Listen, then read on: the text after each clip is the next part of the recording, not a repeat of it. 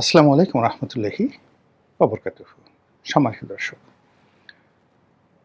বাংলাদেশের রাজনীতিতে আওয়ামী লীগের ভবিষ্যৎ কি?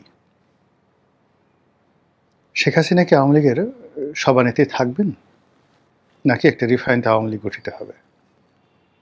শেখ পরিবারের মধ্যে কি নেতৃত্ব থাকবে, নাকি শেখ পরিবারের বাইরে এই নেতৃত্বে কেউ আসবে? দলের যে সকল নেতৃবৃন্দ, সিনিয়র নেতৃবৃন্দ যারা আছেন ভারতে কিংবা বাংলাদেশের জেলখানাতে, আগামীর যে রাজনীতি, আওয়ামী লীগের রাজনীতি তাদের হাতে থাকবে, নাকি নতুন একটা নেতৃত্ব আসবে? এর বাইরে ভারত কি আওয়ামী লীগকে শেষ পর্যন্ত ওন করবে? ভারত কি বাংলাদেশ আওয়ামী লীগকে পুনর্বাসিত করার জন্য সর্বশক্তি নিয়োগ করবে, নাকি আওয়ামী লীগ একেবারে আদিকালের যে মুসলিম লীগ সেগুলোর মতো বিলীন হয়ে যাবে? দ্বিতীয়ত, বর্তমান সরকার সে কি আওয়ামী লীগের ব্যাপারে নরম হবে,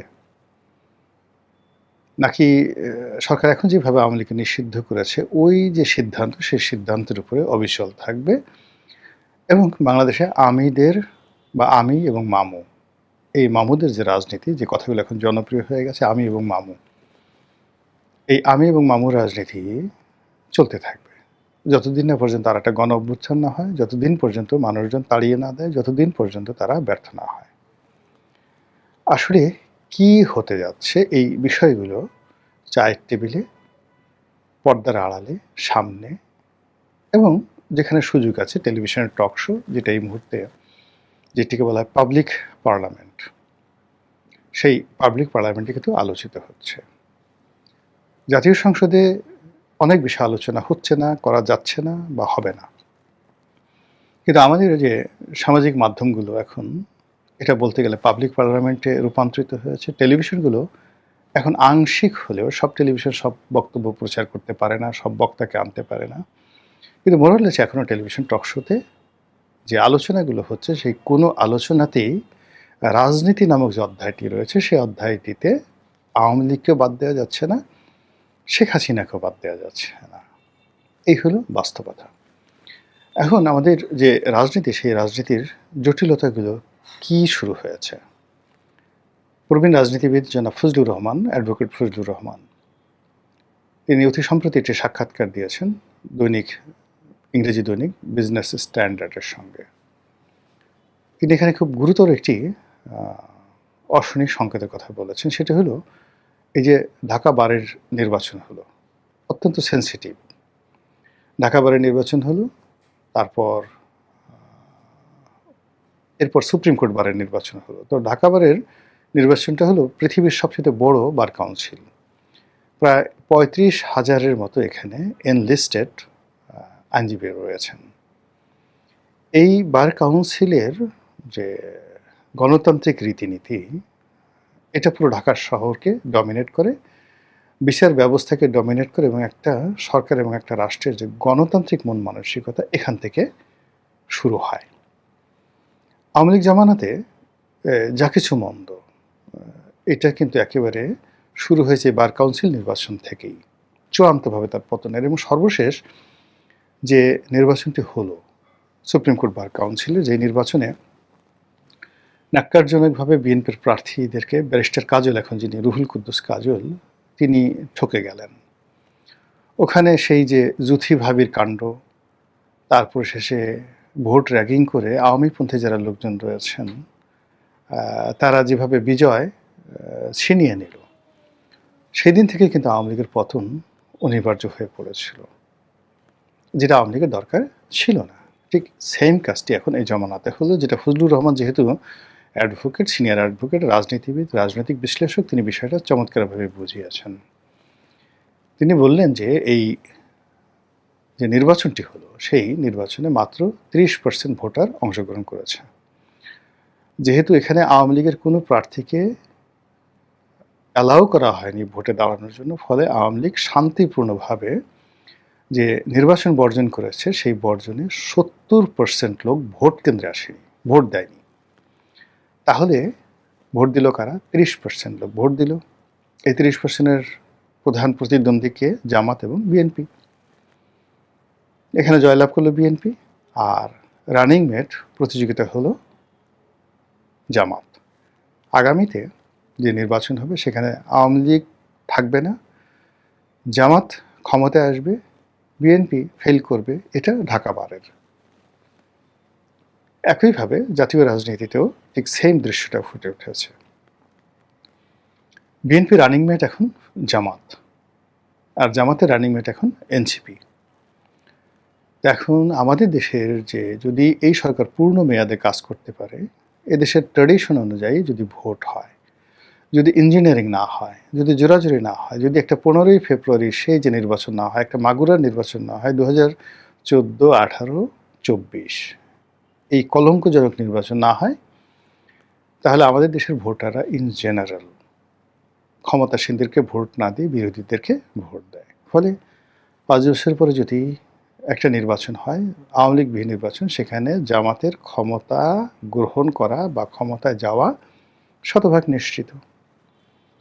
2 নম্বর হলো যে জামাত কি 5 বছর অপেক্ষা করবে? কোনো অবস্থাতেই না। জামাত চাইবে যে বাংলাদেশের রাজনীতিতে আওয়ামী লীগ অপরিহার্য হওয়ার আগেই একটা দুর্ঘটনা ঘটিয়ে দিতে।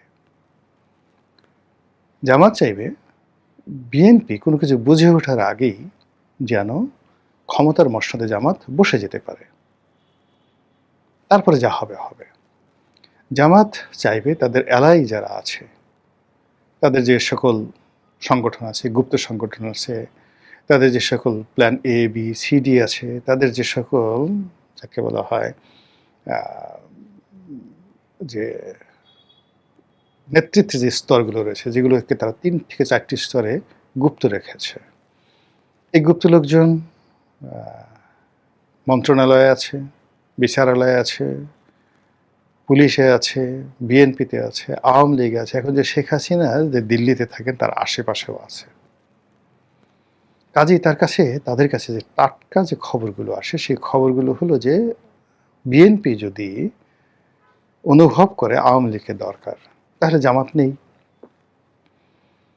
আর আওয়ামী লীগ যদি মনে করে যে বিএনপির সঙ্গে তার সমঝোতা করা দরকার, তাহলে জামাত থাকে না। কাজে এই দুয়ের মাঝামাঝি যে সময়, সে সময়টা খুব অল্প, নট মোর দ্যান 6 মান্থ, অর্থাৎ আগামী ডিসেম্বর পর্যন্ত ডেডলাইন। এই আগামী ডিসেম্বরের মধ্যে জামাত যা কিছু করতে চায় বিএনপির বিরুদ্ধে, সরকারের বিরুদ্ধে, তাকে সেটা করতে হবে। আর যদি সেটা তারা করতে না পারে, তাহলে দুটো জিনিস আছে, অর্থাৎ আওয়ামী লীগ ঢুকে পড়লে সরকার আওয়ামী লীগকে নিয়ে ব্যস্ত হয়ে পড়বে, জামাতের কোনো নামগন্ধ পাবে না, জামাত বিএনপির মার খাবে, আওয়ামী লীগের মার খাবে, এনসিপিকে তো খুঁজেই পাওয়া যাবে না। এই গেল একটা। 2 নম্বর হলো জামাত এবং বিএনপি তারা একত্র হয়ে থাকবে, মানে একেবারে যাকে বলা হয় এমন, মানে আমি এবং মামু দুজনে গলাগলি ধরে এমনভাবে আছি যে তৃতীয় কোনো শক্তি এখানে না গলাতে সাহস পাবে না। সেই অবস্থাতে যেটা হচ্ছে, ডিসেম্বরের মধ্যে বিএনপি তার সমস্ত ক্ষমতা একেবারে কুক্ষিগত এবং পাকাপোক্ত করে ফেলবে।